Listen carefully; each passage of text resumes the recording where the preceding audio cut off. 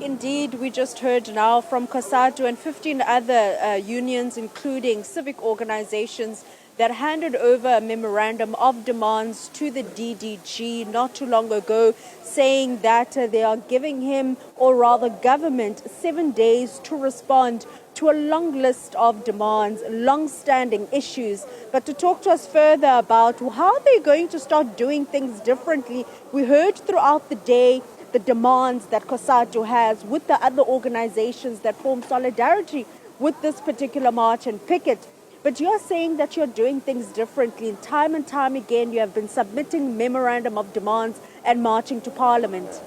Well, thank you very much. We must firstly say that we are happy that the march was successful. Number of workers, community members, the civil society people who are very angry about the attitude of government in terms of service delivery, issues of unemployment as per our memorandum.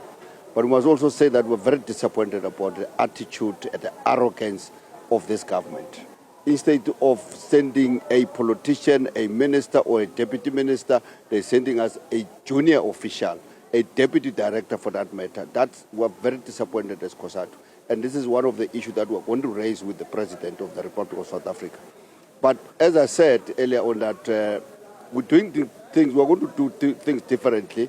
On the 7th of October, we march in all the provinces, and in all the 9 provinces, memorandums were handed over to the ministers, to deputy ministers, to premiers, to business people.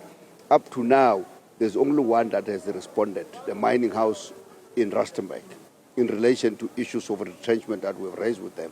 With this government, it's not for the first time that we're marching, and we're saying we're going to do things differently. They made a commitment in their manifesto. They made a commitment in the statement of intent, which formed the government of national unity, but also Section 2027 of the Constitution in terms of service delivery and responsibility that government must do to the people of South Africa. It will allow us. So we're going to sit back, with analyze if the response is not coming within the period that we have the time frame, and we'll talk with our legal team and get a legal opinion in terms of taking them, to hold them accountable and to force them to respond to the commitment they made to the people of South Africa. Mr. Solly, if it's going to possibly, let's say it takes, Cosatu heading to court or seeking that legal opinion to take government to court to just get a response, do you then have any hope that these long list of demands will be met? We don't take them to court to need a response. We force them for accounting and respond, but implement what the commitment they made in terms of their manifesto, in terms of their statement of intent. We will not go to court for demanding the response. We'll go to court for forcing them to implement what they said and implement what we're asking to do. Because if you have received the memorandum or the summons, you don't respond, when I go back to court, what is going to happen is going to say what you call contempt of court, or it's going to happen to say you failed to respond within the seven days or 33 months. Therefore, you are forced by the court of law to implement what the paper says. This is what we're going to do.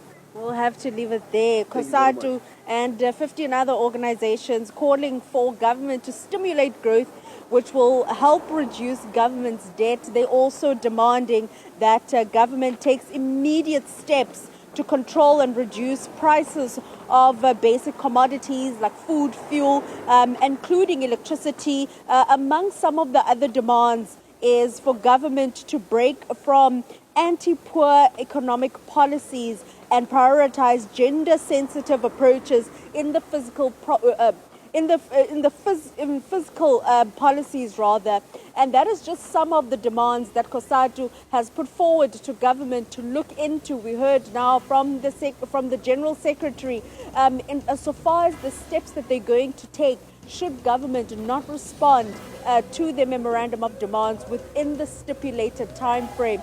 And earlier on, we heard from the SACP in the province say they are not going to stop protesting and ensuring that the voices of the poor and working class is heard by government, and that there is action taken by government to address the concerns that the people of South Africa has. Cosatu calling on for the Minister of Finance to have a people-centered budget speech. And after the ad break, We'll continue giving you rolling coverage, not only from the streets of Cape Town, but also within the precinct of Parliament, giving reactions building up to that 2 o'clock speech, budget speech rather, by the Finance Minister Enoch Godongwana.